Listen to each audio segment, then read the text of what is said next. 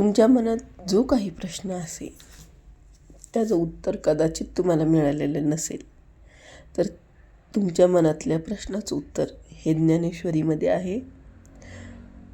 तुमच्याकडे असल्यास तुम्ही नक्कीच एक वाचू शकता. ज्या कुणाचं उत्तर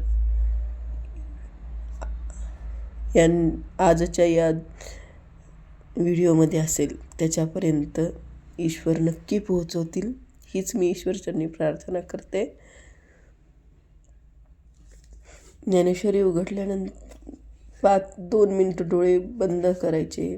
तुमच्या मनातील जो काही प्रश्न आहे तो तुमच्या इष्ट देवाला, ज्या देवाला तुम्ही मानता त्याला विचारा.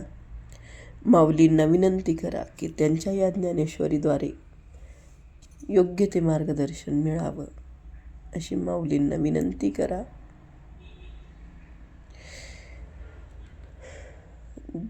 2 मिनिटं माऊलींचं स्वरूप आठवा.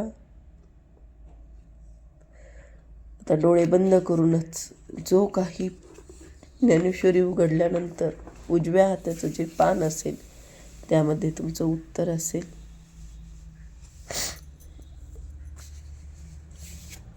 माझे निरूपण नवरस सागरांनी भरून जाऊ दे, म्हणजे माझ्या निरूपणात नवही रस अमर्याद भासलेले असू दे.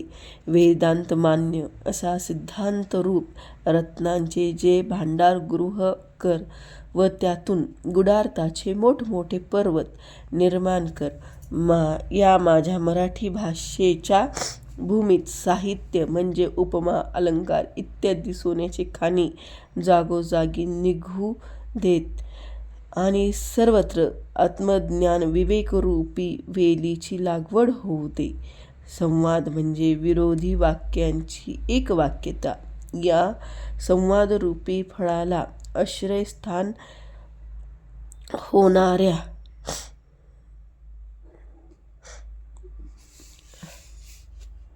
सिद्धांताच्या मोठमोठ्या बागा सर्व काळ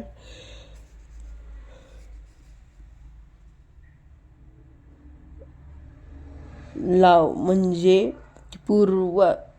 पूर्वोत्तर निरूपणात परस्पर विरोध राहील व सिद्धांताला बाधा होईल असे निरूपण होऊ देऊ नको.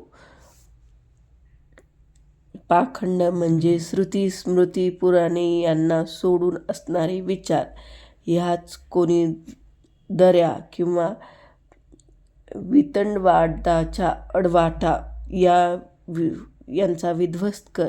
कुतर्क म्हणजे प्रमाणावर उभारले नसलेले तर्क. हेच कोणी हिंसक प्राणी यांचा नायनाट कर, म्हणजे नास्तिक विचारांचा, वितंडवादाचा व कर्तृत्वाचा सहज नाश होईल असे माझे निरूपण होऊ दे. ज्यांच्या कोणाच्या मनात काही प्रश्न असतील, ज्यांच्यापर्यंत हा व्हिडिओ पोहोचायचा असेल, ईश्वर नक्की पोहोचवतील, हीच ईश्वराचरणी प्रार्थना. इति श्रीकृष्ण अर्पण.